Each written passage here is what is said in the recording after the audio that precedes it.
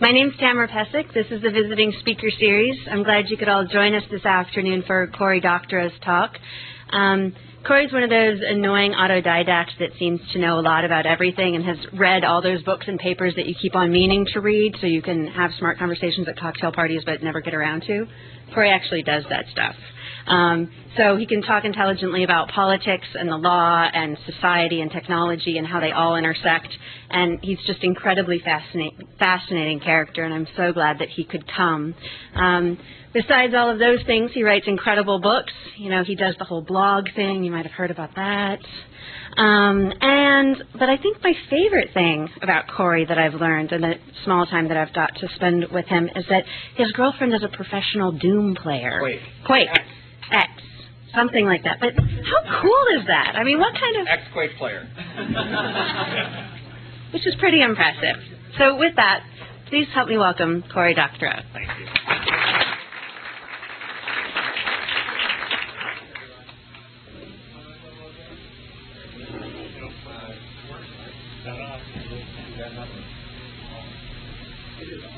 About that. Much better. So before I start, for the bloggers in the audience, there is a complete text transcript of this that I will give you the URL of when we're done. So you need not transcribe. Although I won't object to you transcribing, I suspect that my text that I'm reading from will be slightly more faithful than your transcription, having tried to do this many times when people spoke. And I would much prefer to see you blog what you think about what I'm saying than rather what I'm saying. So I don't often write out talks, but I have written it out today. And when I'm done, I'll send you the URL, or post the URL, write it up on the board. The talk starts like this. Greetings, fellow pirates. Arr. I'm here to talk to you today about copyright technology and digital rights management. I work for Electronic Frontier Foundation on copyright stuff mostly, and I live in London. I'm not a lawyer. I'm kind of a mouthpiece activist type, though occasionally they shave me and put me in my bar mitzvah suit and send me off to a standards body or the UN to stir up trouble. I spend about 3 weeks a month on the road doing completely weird and random stuff like going to Microsoft and talking about DRM. I lead a double life. I'm also a science fiction writer.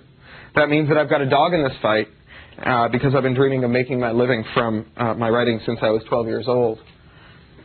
Admittedly, my IP-based business isn't as big as yours, but I guarantee you that it's every bit as important to me as yours is to you. So here's what I'm here to convince you of. 1, that DRM systems don't work. 2, that DRM systems are bad for society. 3, that DRM systems are bad for business. 4, that DRM systems are bad for artists. And finally 5, that DRM is a bad business move for Microsoft.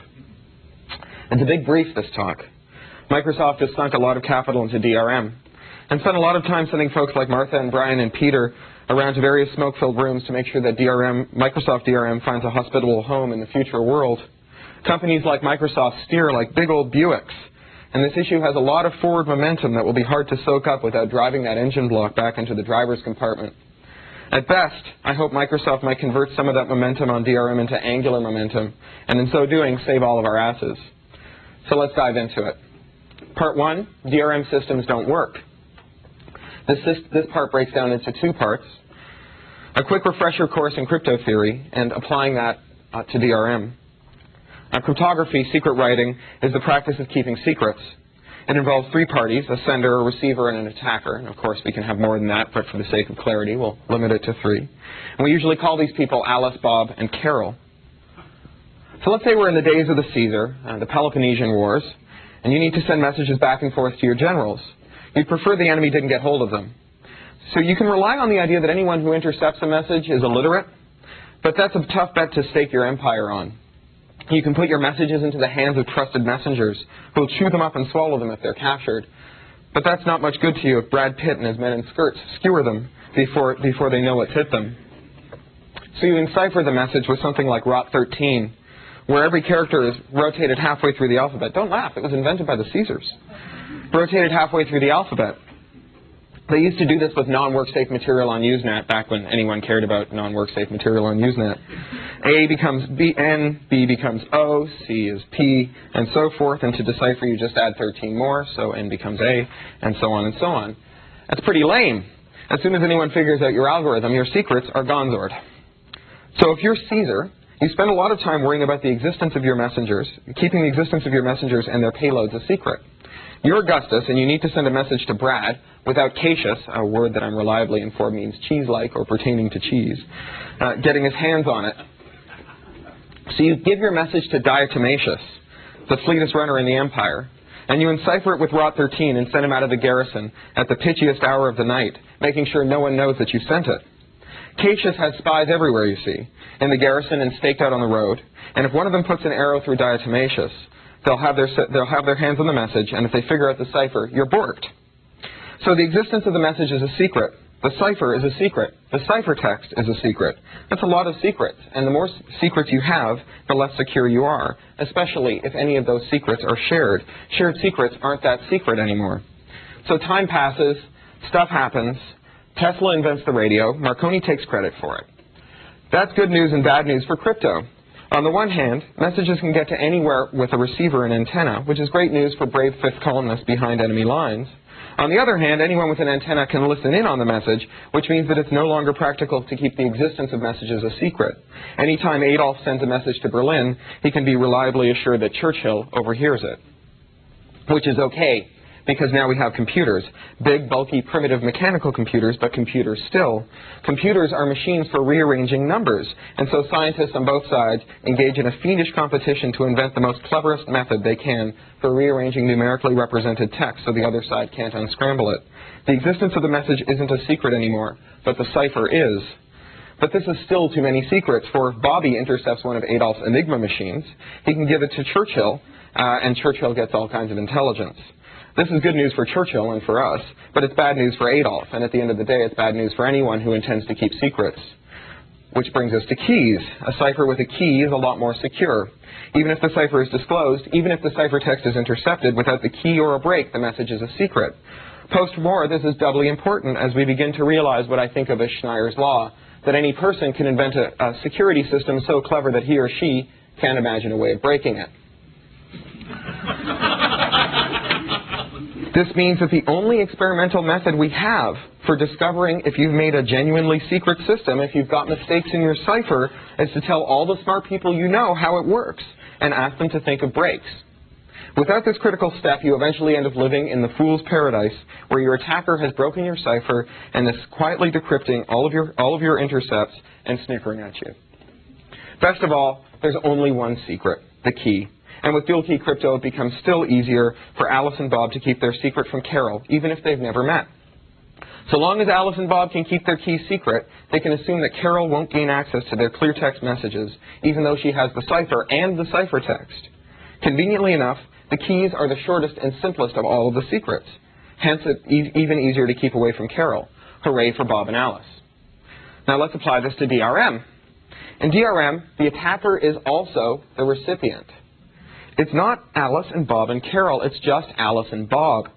Alice sells Bob a DVD, she sells Bob a DVD player. The DVD has a movie on it, like Pirates of the Caribbean. And it's enciphered with an algorithm called CSS, Content Scrambling System. And the DVD player has a CSS unscrambler. Now let's take stock of what's secret here. The cipher is well known. The ciphertext is most assuredly in enemy hands, R. So what? So long as the key is secret from the attacker, we're golden. But there's the rub. Alice wants Bob to buy Pirates of the Caribbean. Bob will only buy Pirates of the Caribbean if he can descramble the CSS encrypted VOB, the video object, on his DVD player. Otherwise, the disk is useful to Bob only as a drinks coaster. So Alice has to provide Bob, her attacker, with the key, the cipher, and the ciphertext. Hilarity ensues. DRM systems are broken in minutes, sometimes days, rarely months. It's not because the people who think them up are stupid. It's not because the people who break them are smart.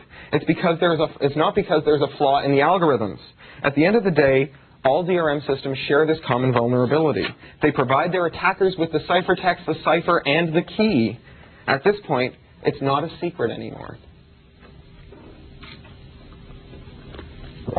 So part 2 is that DRM systems are bad for society. Raise your hand if you're thinking something like, but DRM doesn't have to be proof against smart attackers, only average individuals. It's just a speed bump. No one's thinking that? Some of you are thinking that. Put your hand down. This is a fallacy for two reasons, one technical and one social. They're both bad for society, though. Here's the technical reason. I don't have to be a cracker to break your DRM. I only need to know how to search Google or Kazaa or any other general-purpose search tools for the clear text that someone smarter than me has already extracted. Raise your hand if you're thinking, but something like the NGSCB can solve this problem. We'll lock the secrets up in the logic board and goop it all up with epoxy. Thank you, Paul. Put your hand down.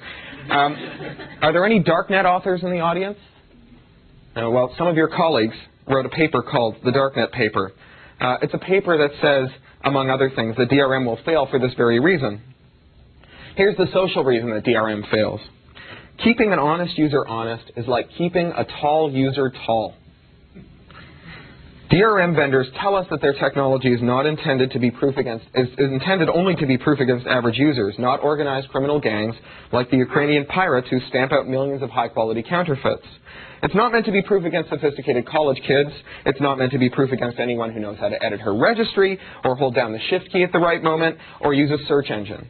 At the end of the day, the user that the DRM is meant to defend against is the most unsophisticated and least capable among us. Here's a true story I know about a user who was actually stopped by DRM. She's smart, college-educated, and knows nothing about electronics. She has 3 kids. She has a DVD in the living room and an old VHS deck in the kids' playroom. One day, she brought home the Toy Story DVD for the kids. That's a substantial investment, and given the generally jam-smeared character of everything the kids get their paws on, she decided to take the DVD off to VHS and give that to the kids. That way she could make a fresh VHS copy when the first one went south. She cabled her DVD into her VHS and pressed play on the DVD and record on the VCR and waited. Before I go farther, I want us all to stop a moment and marvel at this. Here is someone who is practically technophobic, but who was able to construct a mental model of sufficient accuracy that she figured out that she could connect the cables in the right way and dub off her digital disc to analog tape. I imagine that everyone in this room is the frontline tech support for someone in his or her family. Wouldn't it be great if all of our non-geek friends and relatives were this clever and imaginative? I also want to point out that this is the proverbial honest user. She's not making a copy for her next-door neighbors. She's not making a copy and selling it on a blanket on Canal Street. She's not ripping it to her hard drive, DivX encoding it, and putting it in her Kazaa SharePoint. She is doing something fundamentally honest, moving it from one format to another. She's home taping, except she fails. There's a DRM system called Macrovision embedded by law in every DVD player in VHS that messes with the vertical blanking interval in the signal and causes any tape made in this fashion to fail. Macrovision can be trivially defeated for about $10 with a gadget readily available on eBay. But our infringer doesn't know that. That's because she's honest. Technically unsophisticated. Not stupid, mind you, but naive. The Darknet paper addresses this possibility. It even predicts what this person will do in the long run. She'll find out about Kazaa, and the next time she wants to get a movie for her kids, she'll download it from the net and burn it for them. In order to delay this day for as long as possible, our lawmakers and big rights holder interests have come up with a disastrous policy called anti-circumvention. Here's how anti-circumvention works. If you put a lock, an access control, around a copyrighted work, it's illegal to break the lock. It's illegal to make a tool that breaks the lock. It's illegal to tell someone how to make the tool, and it's illegal to tell someone where they can find out how to make the tool. Remember Schneier's law? Anyone can come up with a system so fiendishly clever that she can't think of a way of breaking it. The only way to find the flaws in security is to disclose the system's workings and invite public feedback. But now we live in a world where any cipher used to fence off a copyrighted work is off limits to this kind of feedback. That's something that a Princeton professor named Ed Felton discovered when he submitted a paper to an academic conference on the failings in the Secure Digital Watermarking Initiative, a watermarking scheme proposed by the recording industry. The RIAA responded by threatening to sue his ass if he presented it. We fought them because Ed is the kind of client that impact litigators love, unimpeachable and clean-cut, and the RIAA folded. Lucky Ed. Maybe the next guy isn't so lucky. In fact, the next guy wasn't so lucky. Dmitry Skilyarov is a Russian programmer who gave a talk at a HackerCon in Vegas on the failings of Adobe's ebook locks. The FBI threw him in the slam for 30 days. He copped a plea, went home to Russia, and the Russian equivalent of the State Department issued a blanket warning to all of their scientists telling them to stay away from America because we turned into the kind of country where some math was illegal. Anti-circumvention is a powerful tool for people who want to exclude competitors. If you claim that your car engine firmware is a copyrighted work, you can sue anyone who makes a tool for interfacing with it. That's not just bad news for mechanics. It's bad news for hot rodders or anyone who wants to get their car fixed for a reasonable price. We have companies like Lexmark claiming that the printer cartridges contain copyrighted works, software that trips an I am empty flag when the toner runs out, and has sued a competitor who made software that reversed the I am empty flag when they refilled their cartridges. Even garage door owner companies have gotten in on the act, claiming that the receiver's firmware was a copyrighted work. Copyrighted cars, print cartridges, and garage door openers. What's next? Copyrighted light fixtures? Even in the context of legitimate or traditional copyrighted works like movies on DVD, anti-circumvention is bad news. Copyright is a delicate balance. It gives creators and their assignees some rights, and it reserves some rights to the public. For example, an author has no right to prohibit anyone from transcoding books into assistive formats for the blind. More importantly, though, a creator has very limited say over what you can do once you lawfully acquire her works. If I buy your book, your painting, or your DVD, it belongs to me. It's my property, not my intellectual property, a wacky kind of pseudo-property that's Swiss cheesed with exceptions, easements, and limitations, but real, no fooling, actual tangible property, the kind of thing that courts have been managing through tort law for centuries. But anti-circumvention lets rights holders invent new and exciting copyrights for themselves, to write private laws without accountability or deliberation that expropriate your interest in your actual property. Region-coded DVDs are an example of this. There's no copyright here or anywhere that I know of that says that an author should be able to control where you enjoy her creative works once you've paid for them. I can buy a book and throw it in my bag and take it anywhere from Toronto to Timbuktu, read it wherever I am. I can even buy books in America and bring them to the UK, where the author may actually have an exclusive distribution deal with a local publisher who sells them for double the US shelf price. And when I'm done with it, I can still sell it, give it away, or trade it. Copyright lawyers call this first sale, but you can think of it as just capitalism. The keys to decrypt a DVD are controlled by an organization called DVD-CCA, and they have a bunch of licensing requirements for anyone who gets a key for them. And among these is something called region coding. If you buy a DVD in France, it has a flag that says, I'm a French DVD. Bring that DVD to America, and your DVD player will compare the flag to a list of permitted regions.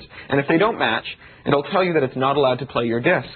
Remember, there is no copyright that says that an author gets to do this.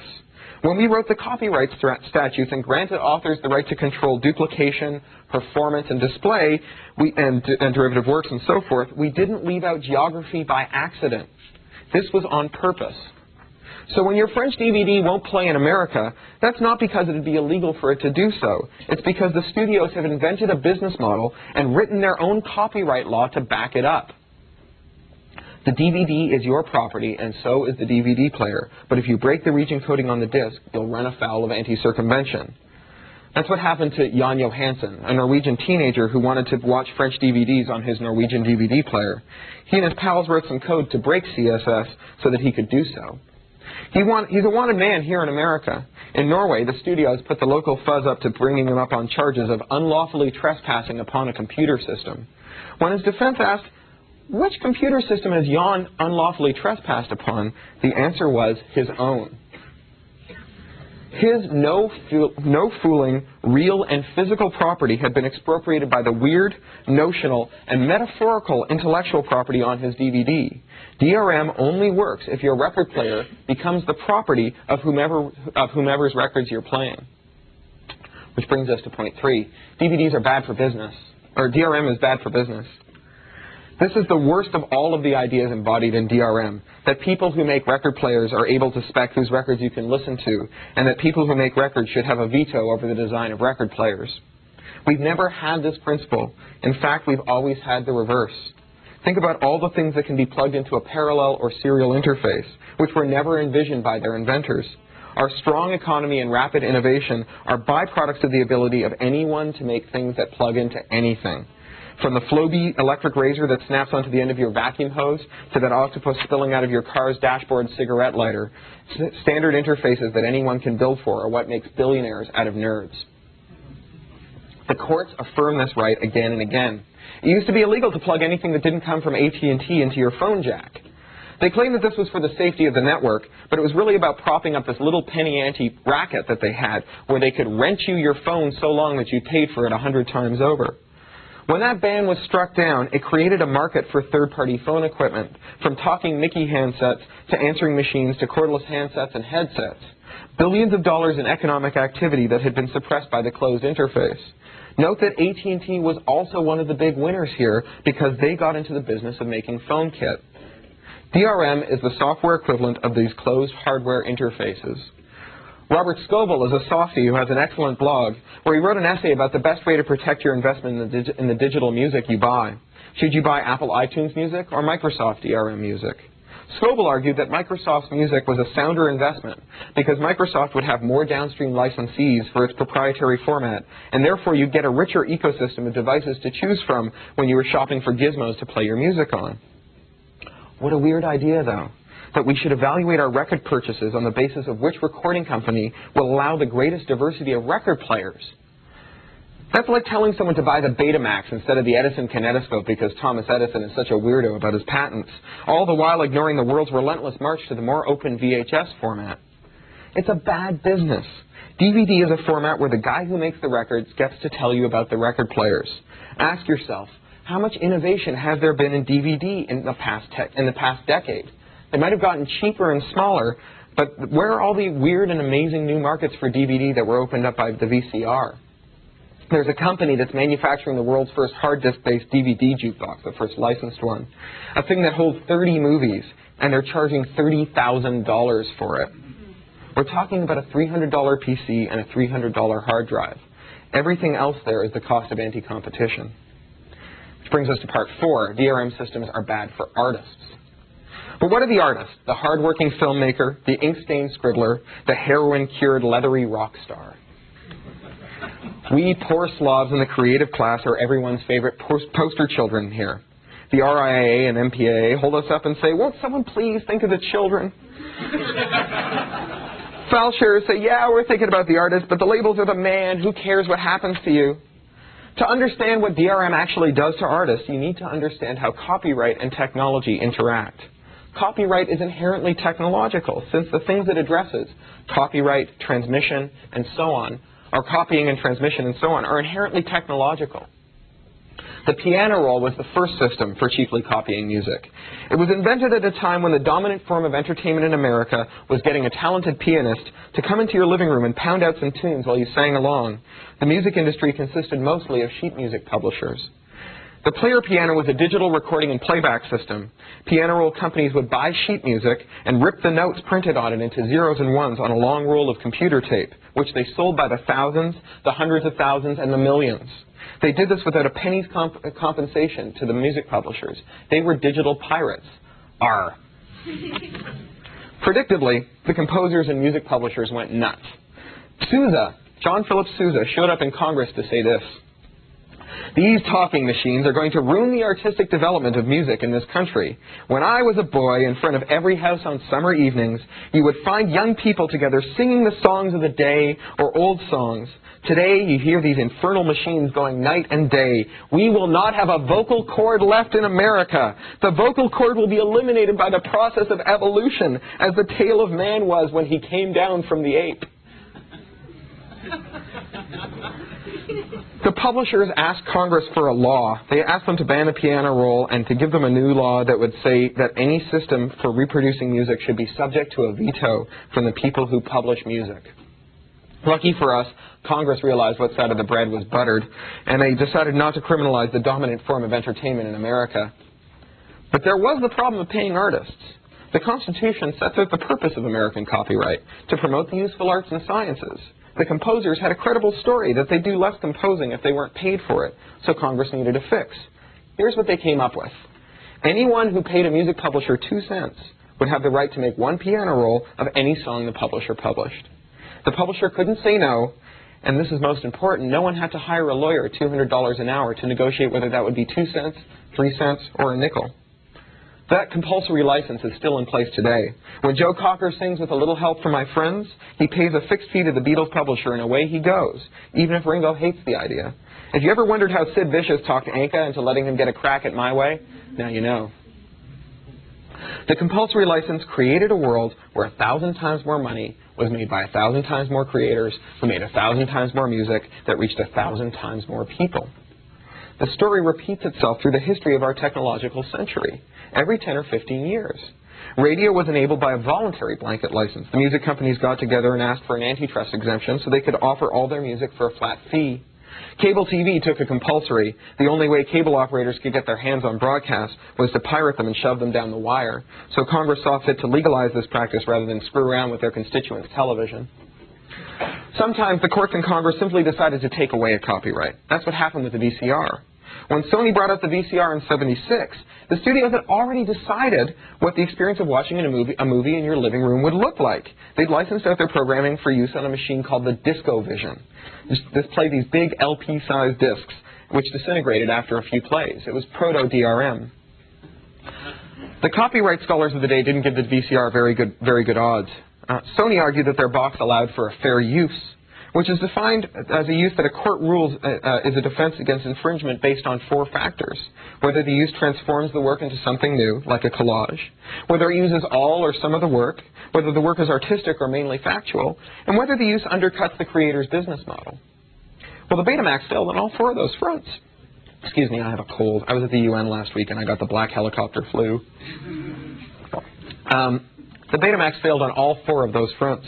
When you time-shifted or duplicated a Hollywood movie off the air, you made a non-transformative use of 100% of a creative work in a way that directly undercut the DiscoVision licensing stream. Jack Valenti, the mouthpiece for the motion picture industry, told Congress in 1982 that the VCR was to the American film industry as the Boston Strangler is to a woman home alone. But the Supreme Court ruled against Hollywood in 1984 when it determined that any device capable of a substantial non-infringing use was legal. In other words, we don't buy your Boston Strangler business. If your business model can't survive the emergence of this general-purpose tool, it's time to get another business model or just go broke. Hollywood found another business model, as the broadcasters had, as the vaudeville artists had, as the music publishers had, and they made more art that paid more artists and reached a wider audience. That's one thing that every new business model has had in common. It embraced the medium that it lived in. This is the overweening characteristic of every single successful new medium. It's true to itself. The Gutenberg Bible didn't succeed on the axes that made a hand-copied monk Bible valuable. They were ugly, they weren't in church Latin, they weren't read aloud by someone who could interpret it for his lay audience, they didn't represent years of devoted with a capital D labor by someone who had given his life over to God. The thing that made the Gutenberg Bible a success was its scalability. It was more popular because it was more profligate. All success factors for a new medium pale beside profligacy. The most successful organisms on the earth are those that reproduce the most. Bugs and bacteria, nematodes and viri. Reproduction is the best of all survival strategies. Is it a quick question or can we hold it to the end? I'm wrong about Gutenberg. Can we take that up at the end? Terrific. Work with me here. Piano rolls didn't sound as good as the music of a skilled pianist, but they scaled better. Radio lacked the social elements of live performance, but more people could build a crystal set and get it aimed correctly than could pack into even the largest vaudeville house.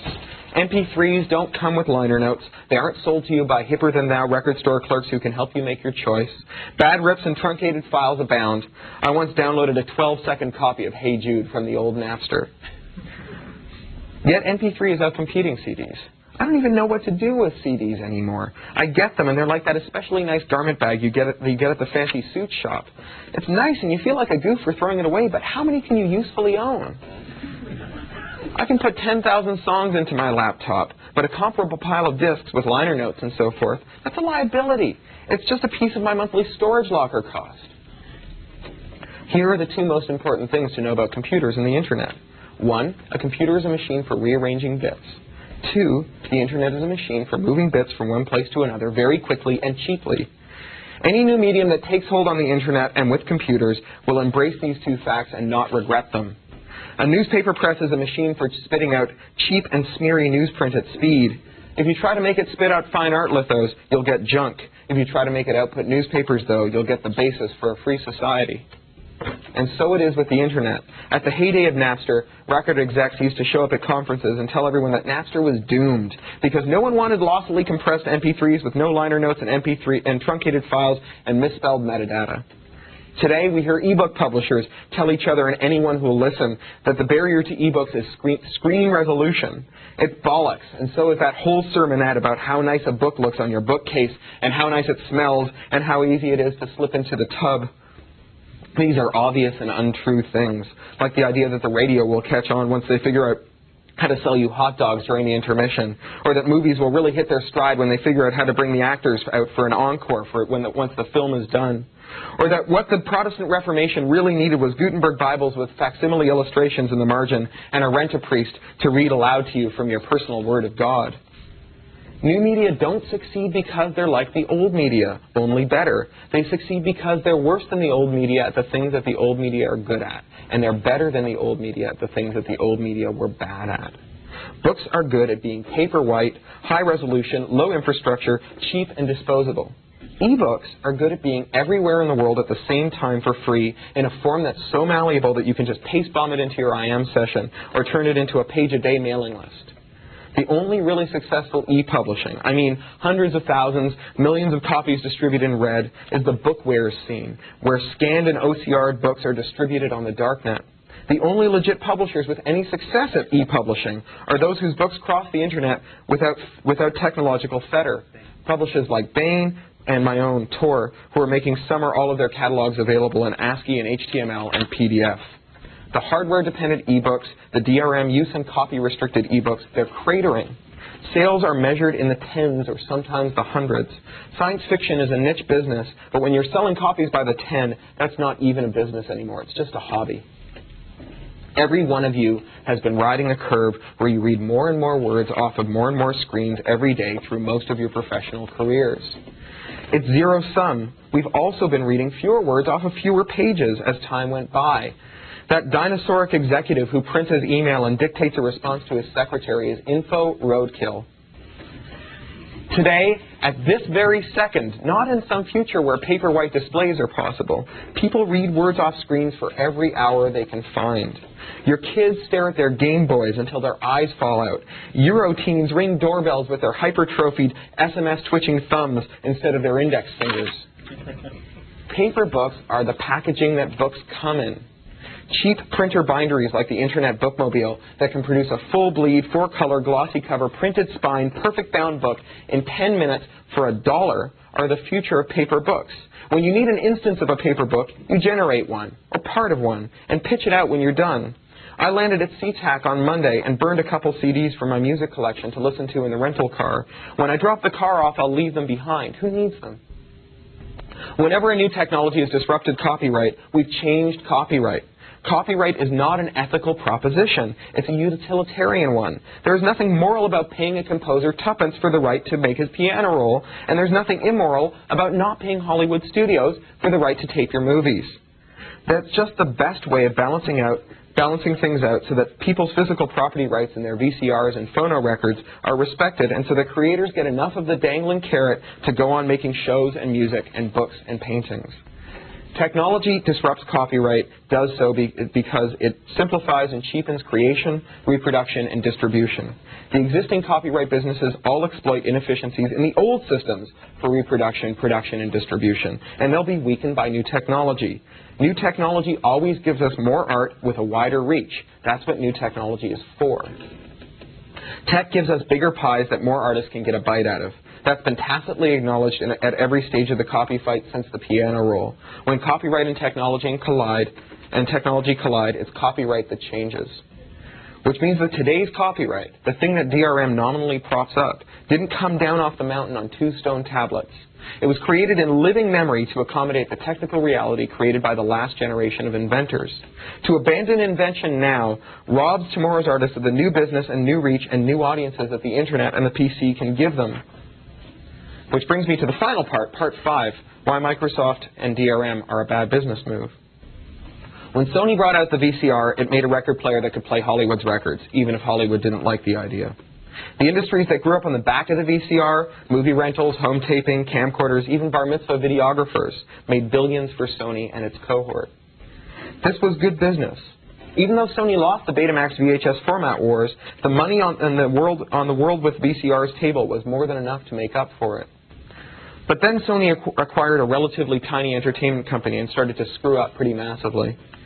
When MP3 rolled around and Sony's Walkman customers were clamoring for a solid-state MP3 player, Sony let its music business unit run its show. Instead of making a high-capacity MP3 Walkman, Sony shipped its music clips, low-capacity devices that played brain-damaged DRM formats like Real and OpenAG. They spent good money engineering features into these devices that kept their customers from freely moving their music back and forth between their devices. Customers stayed away in droves. Today, Sony is dead in the water when it comes to Walkman. The market leaders are pokey Singaporean outfits like Creative Labs, the kind of company that Sony used to crush like a bug back before it got borged by its entertainment unit, and PC companies like Apple. That's because Sony shipped a product there was no market for. No Sony customer woke up this morning and said, "Damn, I wish Sony would devote some expensive engineering effort in order that I may do less with my music." Presented with an alternative, Sony's customers enthusiastically jumped ship. The same thing happened to a lot of people that I know who used to rip their CDs to WMA. You guys sold them software that produced smaller, better-sounding rips than MP3 rippers, but you also fixed it so that the songs that you ripped were device-locked to your PCs. What that meant is that when you backed up your music to another hard drive and reinstalled your operating system, something that's more and more common in these days of the spyware wars, they discovered that after they restored their music, they could no longer play it. The players saw their new OS as a different machine and locked them out of their own music. There is no market demand for this feature. None of your customers want you to make expensive modifications to your products that make backing up and restoring even harder. And there is no moment when your customers will be less forgiving of your failings than the moment at which they are recovering from catastrophic data loss. I speak from experience. Because I buy a new PowerBook every 10 months, and because I always order the new models the day they're announced, I get a lot of lemons from Apple. That means that I hit Apple's 3 iTunes authorized computers limit pretty early on and found myself unable to play the hundreds of dollars worth of iTunes songs that I'd bought because one of my authorized machines was a lemon that Apple had broken up for parts, one was in the shop getting fixed by Apple, and the third was my mom's computer, 3,000 miles away in Toronto. If I had been a less good customer for Apple, I would have been fine. If I had been a less enthusiastic evangelist for Apple's products, if I hadn't shown my mom how cool that new iTunes music store was, I would have been fine. If I hadn't bought so much iTunes music that burning it to CD and re-ripping it and then re-keying in all of my metadata was such a pain in the ass, I would have been fine. As it was, though, Apple rewarded my trust, evangelism, and out-of-control spending by treating me like a crook and locking me out of my own music at a time when my PowerBook was in the shop, that is to say, at a time when I was hardly disposed to feel very generous towards Apple. I'm an edge case here, but I am the leading edge case.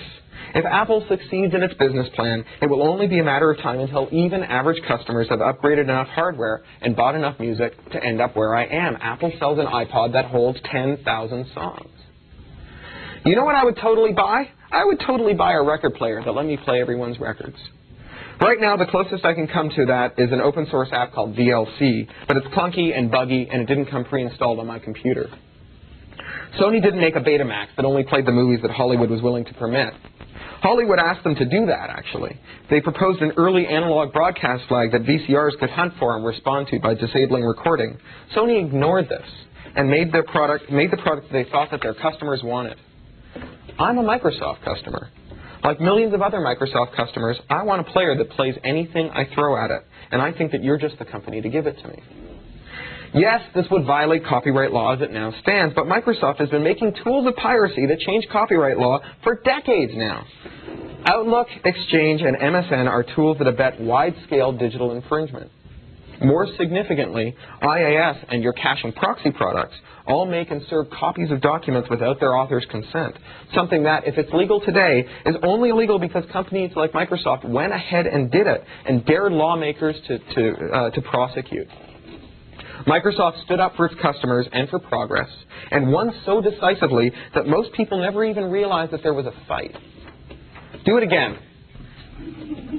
This is a company that looks the world's roughest, toughest antitrust regulators in the eye and laughs. Compared to antitrust people, copyright lawmakers are pantyweights. You can take them with both arms behind your back. In Siva Vaidyanathan's book, The Anarchist in the Library, he talks about why the studios are so blind to their customers' desires. It's because people like you and me spent the 80s and 90s telling them bad science fiction stories about impossible DRM technology that would let them charge a small sum of money for every time anyone looked at a movie. Want to fast forward? That feature costs another penny. Pausing is 2 cents an hour. The mute button will cost you $0.25. When Macro Analysis issued their report last month advising phone companies to stop supporting Symbian phones, they were just writing the latest installment of the story. Macro says that phones like my P900, which can play MP3s as ringtones, are bad for the cell phone economy because it'll put the extortionate ringtone providers out of business. What Macro is saying is that just because you bought the CD doesn't mean that you should expect to have the ability to listen to it on your MP3 player. And just because it plays on your MP3 player is no reason to expect it to play as your ringtone. I wonder how they feel about alarm clocks that play a CD to wake you up. Is this strangling the nascent alarm tone market? But the phone company's customers want Symbian phones, and for now at least, the phone companies understand that if they don't sell these, someone else will. The market opportunity for a truly capable device is enormous. There's a company out there charging $30,000 for a $600 DVD jukebox. Go and eat their lunch. Steve Jobs isn't going to do it. He's been off at the D conference telling studio executives not to release high-def movies until they're sure no one will make a high-def DVD burner that works with a PC. Maybe they won't buy into his BS, but they're also not much interested in what you have to sell at the moment. At the Broadcast Protection Discussion Group meetings, where the broadcast flag was hammered out, the studio's position is, we'll take anyone's DRM except Microsoft's and Philips. When I met with the UK broadcast wonks who are working on the European version of this at the Digital Video Broadcasters Forum, they told me, well, it's different in Europe. Mostly we're just worried that some American company like Microsoft will get between us and our customers. American film studios didn't want the Japanese electronics companies to get a piece of the movie pie, so they fought the VCR.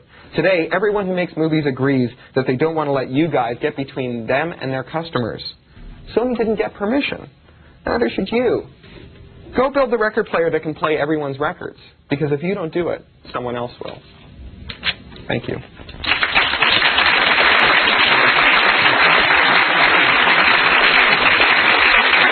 So maybe we should start with Gutenberg. You all go to the Morgan Library, check out the Gutenberg Bible there. If that's in German, I'm Turkish. Right. No, but they weren't in Church Latin. Only Latin the Bible then? The Luther Bibles were in Latin. The Gutenberg Bible. Well, I beg your pardon, I conflated them. Thank you all. I'll correct that. Other questions? Mark? There's a great argument for cultural products. What about my medical records? What about your medical records? Don't I want to put some bits in Bibles and keep other people out of those bits? So we can talk about whether or not IRM is a good business for Microsoft, but it's an entirely different question from this. I think IRM has some failings, and I think that in particular, the IRM question about privacy mistakes the social character of privacy. Like security, you can only be private from someone, as with security, where you can only be secure from some attack. And typically, the people you want to be private from are the people who are in a position of power over you. And I think that it's likely in the field that what will happen is the people who are in power over us will insist that we use their DRM wrapper. Right? The day that I can tell the IRS that I'm going to give them my financial records and my DRM wrapper that I can revoke after 7 years is the day that I don't even have to worry about the IRS. Right? If I had that much power over the IRS today, I think I'd have. I think I wouldn't need the technology, to be frank. But I think that's a separate question from the question about whether or not DRM is a good business model for Microsoft. I don't think there's any implicit contradiction in Microsoft saying we will do this and not that. Sony is at root an IP business. Sony vigorously defends their patents. That's why they lost the format wars. Sony went on to win the right for the Betamax to exist and then sued everyone who made a Betamax. Right? There's IP law is not a big kind of monolithic moral property, moral proposition rather. IP law is a whole bunch of little individual localized policies that all have the same objective of promoting invention. And what works over here doesn't always work over there. Part of it. follow the pointing hand. That's right. 2 points. One, similar to what Katie said about the Bible. You stated that the Mickey Mouse phone came as a result of opening up that standard. Actually, the first Mickey Mouse phone was made by AT&T. But second, I might have mislead during this. You talked about how the player piano worked as a model because the artist still got 2 cents per song or per copy that was made. I can understand that concept, but I didn't hear anything from you that talked about how the open standard of MP3 is going to get money to those artists. If I go and download an album off of BitTorrent or eDonkey, I'm not seeing how the artist is going to get any of that money. That's a good question. So I'll point out first that that not all of the successful models have actually involved compensating artists. A good number of them have actually involved just saying, if you can't figure out how to make a living here, someone else will. That's the VCR story. But in the case of the ones that did compensate artists, we never had the principle that you had to go and negotiate with all the artists individually. What we did was we created blanket licenses, sometimes voluntary and sometimes compulsory. EFF is actually asking for a blanket license on music. We've asked the music industry to voluntarily propose it, and if they won't do it, we think Congress should impose one on them. And basically the idea would be that you pay some sum of money every month into a rights society that would be an arm's length body from the music industry that would collect the money and do statistical sampling of what's going on in the network, the same stuff that Bay TSP and Big Champagne are doing today. How would they know to bill me if I'm going to one of these peer-to-peer networking? That's not tracking. Yeah, there'd be free riders, and if they caught you, they could prosecute you. That's exactly where they're at today. I mean, that's how radio works. How do they know to bill radio stations? There are lots of radio stations that try to get away with it. Sometimes they do, sometimes they don't. They have auditors. They go out and they find the people. I mean, the system doesn't have to be perfect. It just has to be actuarially accurate and enough to incent artists to go on creating.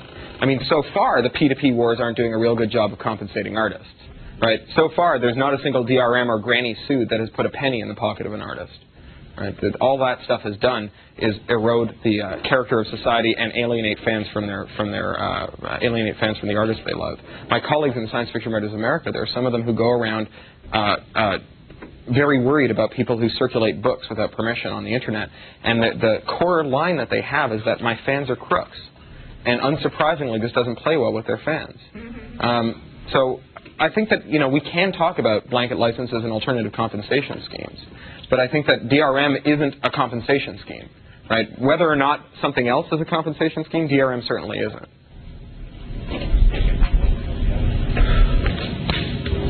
Are there other questions? Yeah. So what are your thoughts on having to pay a mandatory amount per CD? When you buy a blank CD, there's an amount of money that you contribute. Yeah, the levy. So they're actually, levies are not always a bad thing. If the levy gets you something in return, I'm pretty cool with them.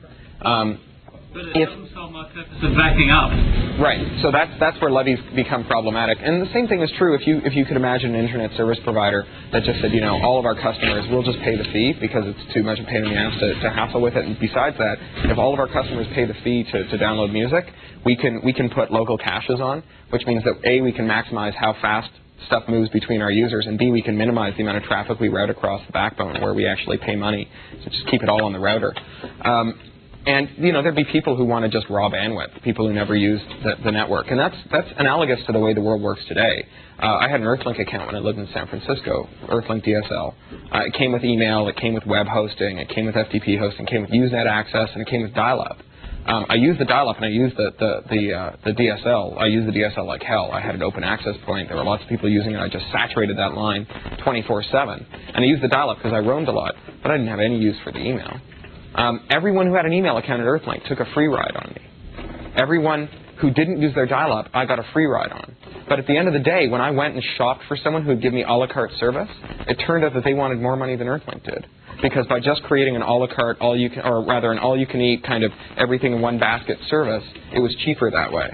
So the question you need to ask is, if the choice is between levy media and non-levy media, look at the difference between DVD and CD. Where CD, there's a levy on it, but there's been so much production of it, it's in use in so many contexts, and it was legit to make it, and there was no barrier to making it, that CD blanks, you can get them for like 2.5 cents a throw. DVD blanks, which are fundamentally the same thing, are $1 a throw. And what's the difference between that? It's that you can lawfully reproduce and sell them by the squillion, and the music industry isn't trying to get in the way of it. So it's not a perfect answer, but it's not a bad trade-off either. I think we all benefit when you legalize what large numbers of people are doing when you sort of hitch your wagon to it. I saw a great presentation from one of your hardware guys yesterday who said, you know, there are all these people who are doing all this interesting stuff with LEDs now. You know, they're putting them in car flashlight, or car headlights, and so on. And so, you know, LEDs are getting cheaper and better faster than anything else. So all of our research is in LEDs. Not because there's anything inherently great about LEDs, but because there's someone else doing a lot of the primary research over there. That's the kind of free ride that I think that we can get from file sharing. I mean, there's not a shortage of people who will line up to make that into a giant popular industry. I mean, it's the fastest adopted technology in the history of the world. Yes, sir. So you're making a logical case that Microsoft or some other company to do this. How can you buttress that? How can you? What incentives can you offer besides that they might make money and they're into making stuff? I mean, money's a good argument.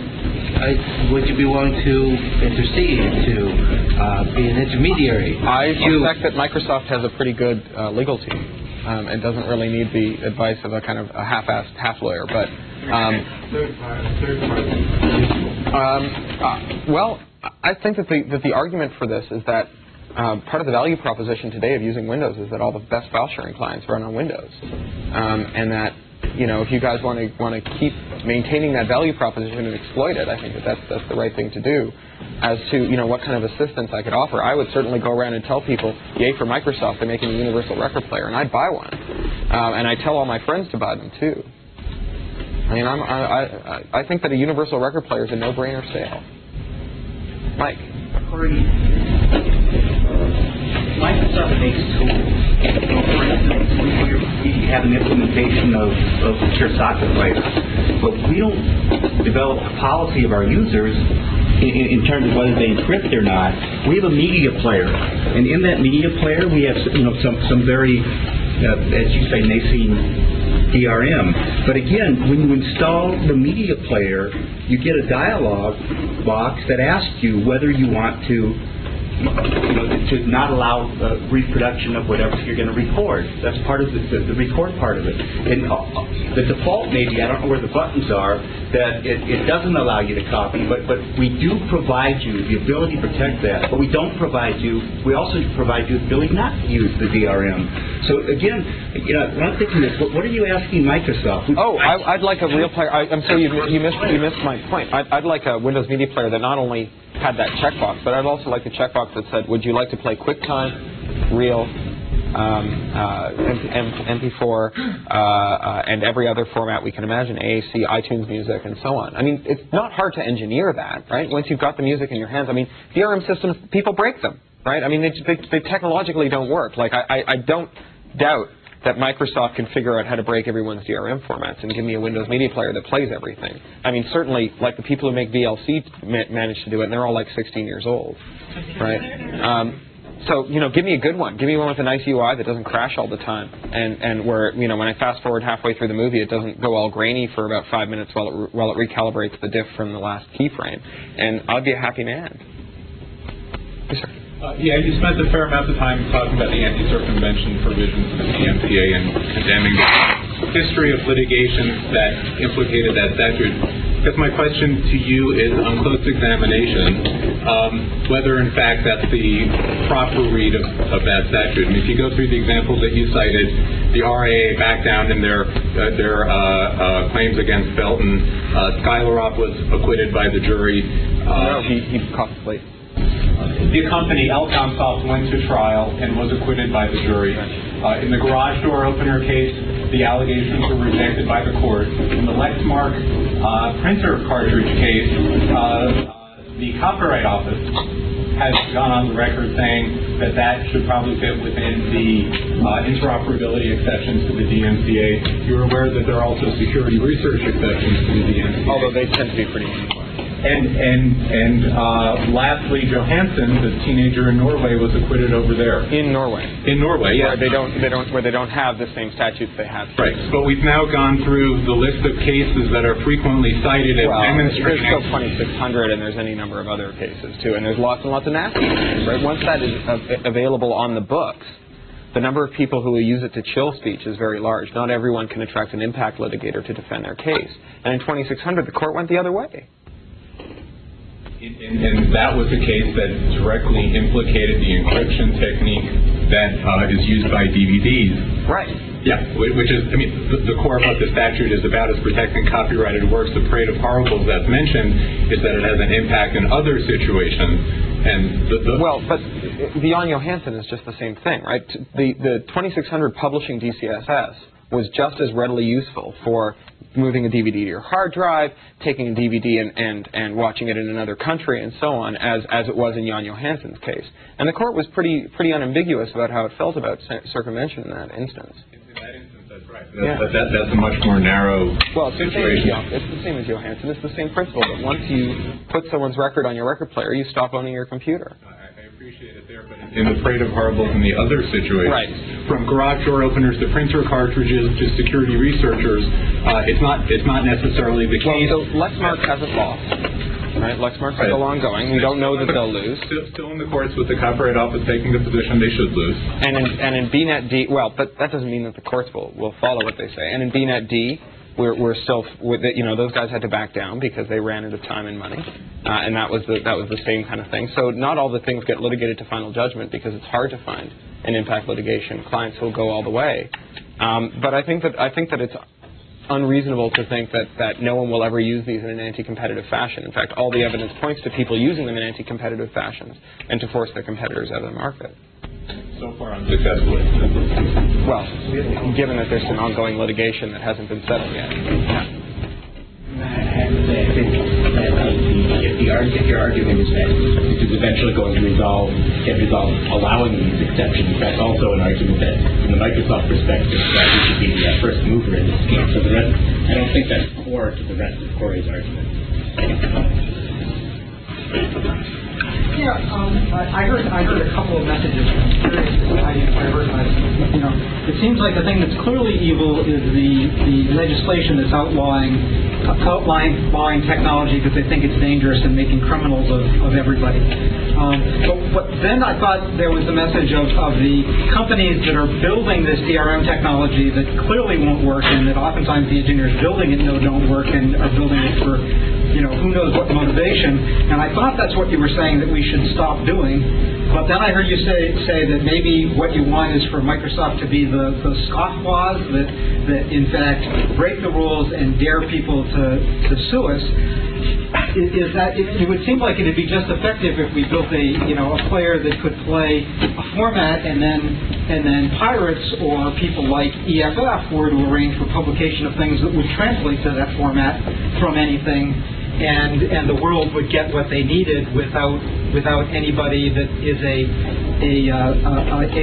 attractive target for litigation going out on the whim. I think that if there's a fundamentally different proposition when you say let's make the canonical record format and hope everyone transcodes to it, than saying we're going to make the record player that plays everyone's records. And I think from a business perspective, it's a lot easier to sell the latter than it is to sell the former. I'm far more interested as a customer in the thing that plays everyone's records than in the notion that I could convert all my records to your format. What if it's an illegal plugin? I want to be the customer of the company that gives me the universal record player, and I think that if Microsoft is in that company, that someone will be. And I think that if Microsoft wants to not end up where Sony did, then that's what they've got to do. I mean, if you look at what the people who outcompeted Sony in the personal stereo market did, they essentially made the thing that played the format that everyone was already using, and played all the formats they could get their hands on. Right? They didn't make the thing that played a format that they hoped everyone would convert it to. In fact, those strategies tend to be tanking. Someone just showed me a little printout about a thing. Sony's just developed a solid-state memory chip that's like 2 gigs or something, but it's small and low power draw, and they put it into a Walkman, but it won't play MP3s. And it's like, yeah, just what the world needs, another non-MP3 player, I think it's bad business. I think it's bad product design. I think they're hard to sell because people don't want to own them. They want to own the thing that plays the records they have. They don't want to convert all their records. Cory, in that Sony example, I believe they give you software or an application that runs on your desktop that does the conversion to their proprietary format. on the way of moving the music into the device. Yeah, and Toshiba did that too. They had a thing where you could convert your music on the way as it went. It was like the first USB 2 device, but it ran slower than USB because the transcoding, which included an encryption step, was actually so slow that it didn't go along. It's a feature that costs money to engineer. Every feature costs money to engineer. Well, you can all agree on that. And it's a feature that costs money to engineer that confers no benefit to the customer. Right? The benefit to the customer is that Sony's entertainment unit let Sony's electronics unit ship it. But that's a very distant benefit to me as compared to the benefit that I can get by buying product from Creative Labs, right, or from Apple. How do you feel about music as a subscription rather than a purchase model? So the thing that bugs me about music as a subscription is that I believe in property. I like owning stuff. And I worry that if I can't ever acquire a property interest in my music, that, today I find myself in possession of a lot of music that isn't available anywhere for sale. Like 80% of the music ever recorded isn't available for sale. And that the subscriptions are nice as a market option, but for me personally, as a potential customer for them, I'm completely disinterested in subscription. I want to own the music. I mean, I have subscriptions to magazines, right? It's a weird definition of subscription, because I have a subscription to Asimov's Science Fiction magazine that I let lapse, but I still have all my old issues of Asimov's Science Fiction magazine. Right? That's a nice subscription model. I used to be an eMusic subscriber, and I own a lot of music that I subscribed to eMusic for, that I became a non-subscriber, but I got to hold on to the music. The idea of expireware from a customer's perspective, I think, is it's not very attractive. And ultimately, I think it leads us to that world where they say, well, you bought the play rights, but you didn't buy the pause rights. That's the premium subscription. That's Napster Pro. Are we? Yep. So if Microsoft went ahead and built this universal media player, wouldn't they just get sued from everywhere? Yeah.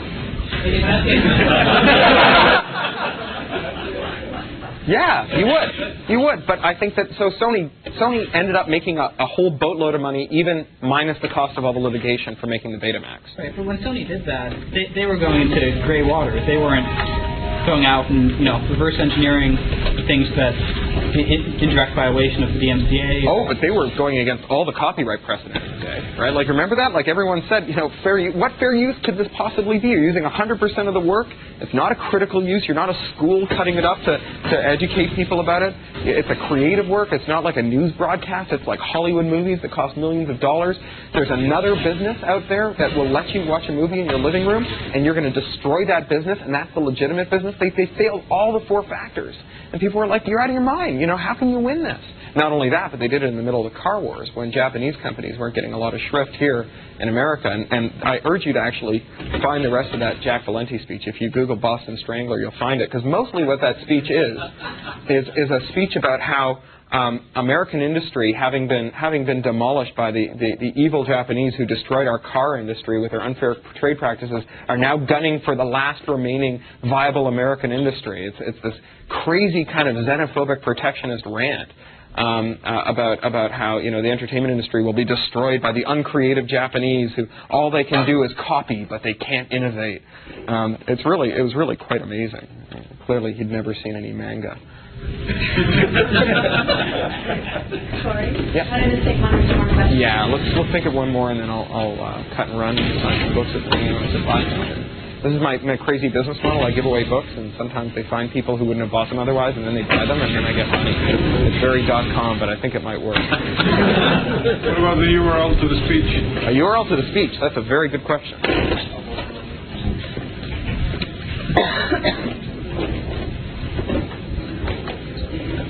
So we had VAX terminals in the house when I was 6, so I learned to type before I learned to write properly. My handwriting is just awful, and I apologize for it.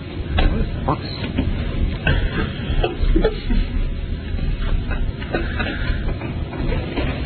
So what's that say? I'll read it aloud. It's craphound.com, CRAPHOUND, / all lowercase MSFT DRM.txt.